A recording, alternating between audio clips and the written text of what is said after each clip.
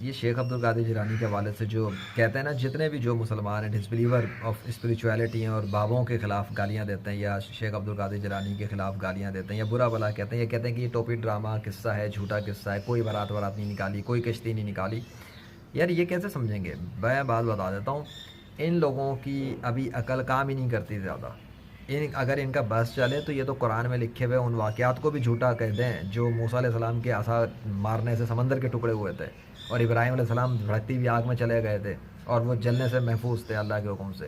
یہ ان کی عقل تو وہ بھی نہیں مانتی، لیکن یہ منہ پہ لا نہیں سکتے کیونکہ قرآن کے خلاف کچھ کہیں گے تو کافر ہو جائیں گے، اس لیے ان کی چلتی نہیں ہے. اب قرآن کے علاوہ جس کتاب پہ یہ لوگ بولتے رہے منہ سے، اس میں کافر تو نہیں ہوں گے نا، تو بس اس لیے کرتے ہیں، ورنہ ان کے دلوں کے اندر قرآن کے واقعات کے حوالے سے بھی شک و شبات ہوتے ہیں کہ یہ کیسے ممکن ہے. عقل میں نہیں آتا، تو عقل میں کیسے آئے گا کہ اللہ گدھے کو، سڑے ہوئے گدھے کو دوبارہ زندہ کر کے کھڑا کر دے؟ تو کشتی نہیں نکال سکتا اللہ.